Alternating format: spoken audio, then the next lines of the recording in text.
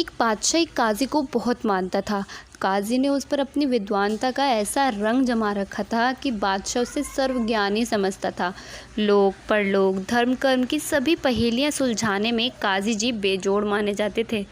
बादशाह के मन में जहाँ भी भ्रम की गांठ पड़ती थी वहाँ वे उसे चतुराई से खोल देते थे। देवताओं के तरह तरह के कारनामे सुनाकर बादशाह को रिझाए रखते थे। संक्षेप में ये समझिए कि वे चोटी के विद्वान नहीं थे, फिर भी मूर्ख की चोटी अपने हाथ में लेकर रोटी की कला जानते थे। शाही दरबार में कई विद्वान थे जो उस काजी के मान दान देखकर मन ही मन जलते थे। एक दिन एक विद्वान ने अकेले में बादशाह से कहा, सरकार ये काजी तो कुछ नहीं जानता। बादशाह बोला, चुप चुप, उसके ज्ञान की गहराई तुम नहीं नाप सकते। विद्वान ने फिर कहा, मैं तो नाप नहीं सकता, लेकिन जापना आप ही नाप लीजिए। विद्वान ने कहा, इनसे पूछिए कि ईश्वर कहाँ बैठता है, किस दिशा में उसका मुंह रहता है, वह क्या करता है। बस इससे पता चल जाएगा कि उसकी बुद्धि की पहुँच कहाँ तक है। बादशाह ने दूसरे दिन दरबार में काजी से ये प्रश्न किया। काजी जी चकरा गए। वे इतना कहकर छुट्टी नहीं पा सकते थे कि ईश्वर स्वर्ग में बैठकर राज करता है और पूर्व या पश्चिम की ओर मुँह किए रहता है। इसको प्रमाणित करना कठिन था। उसने उत्तर के लिए 8 दिन का समय मांगा।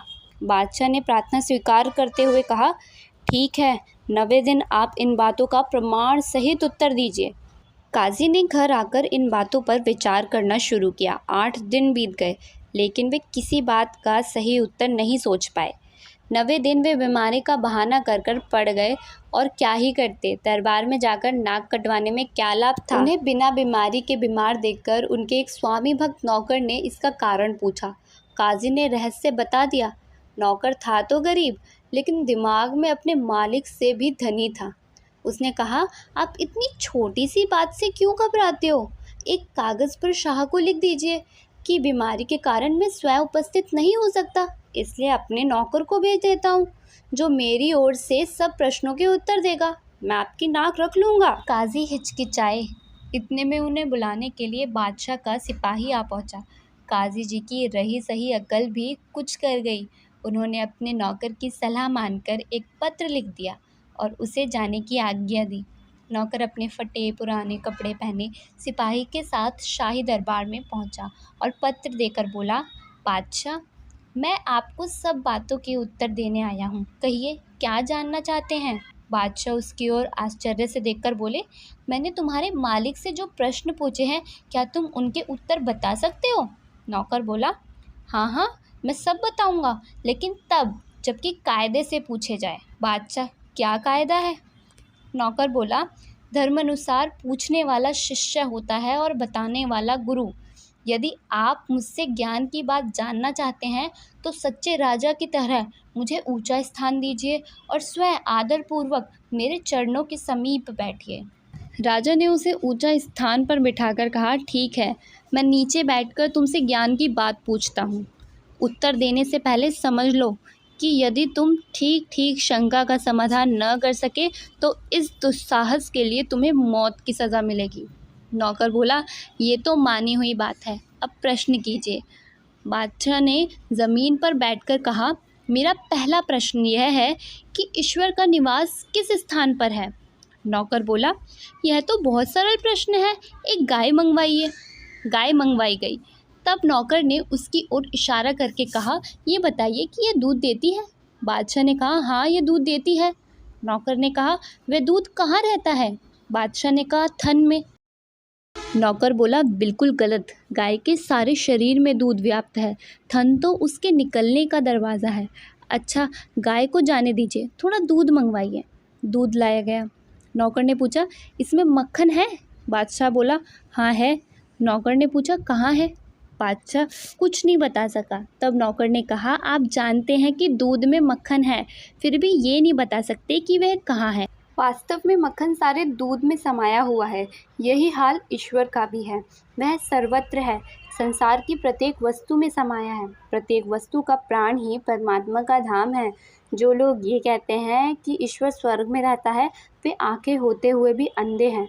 बादशाह को अपने प्रश्न का सही उत्तर मिल गया। उसने दूसरा प्रश्न पूछा, ईश्वर का मुंह किस दिशा में रहता है? नौकर ने गंभीरता से एक जलती हुई मोमबत्ती मंगवाई। उसकी ओर इशारा करके नौकर ने पूछा, राजा जी ठीक से देखकर बताइए, इसकी शिखा अर्थात लौ किधर पैर करके प्रकाश फैला रही है? राजा बोला, ये तो चारों ओर से बराबर रोशनी दे रही है, इसका मुंह तो सब ओर है। नौकर बोला, ठीक यही हाल ईश्वर का है, उसका मुंह हर तरफ है, इसलिए पुराने हिंदू ऋषि उसे चतुरानन कहकर भी पुकारते हैं। जिधर भी बैठकर हृदय में देखे उसका प्रकाश मिलेगा। बादशाह ने इन उत्तरों से संतुष्ट होकर तीसरा प्रश्न किया, अच्छा गुरुवर, ये बताइए कि परमात्मा का काम क्या है? नौकर ने काजी को बुलाने की आज्ञा दी। काजी जी शाही आज्ञा पाकर कांपते हुए शीघ्र ही दरबार में पधारे। वहां देखा तो बादशाह सलामत नीचे बैठे थे और नौकर अभिमान से सिर उठाए आसन पर विराजमान था। नौकर ने काजी को अपने आसन पर बैठा दिया। उसके बाद स्वयं सिंहासन पर बैठकर बादशाह को काजी की गद्दी पर बैठने को कहा। जब बैठ गए तब उसने बादशाह से कहा, सबको अपने अधिकार में करके ईश्वर इसी प्रकार दुनिया में निरंतर परिवर्तन करता रहता है। प्रत्येक वस्तु की दशा बदलती रहती है, उसका काम है संसार चक्र को चलाना, यह किसी को स्थिर नहीं होने देता।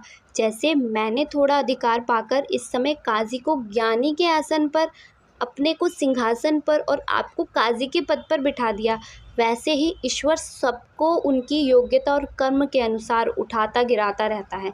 संसार के प्रत्येक क्षण यही होता है। इससे हम समझते हैं कि ईश्वर का यही काम है। बादशाह को सब बातों का उत्तर मिल गया। उसने बुद्धिमान नौकर को दरबार में ऊंचा पद दे दिया।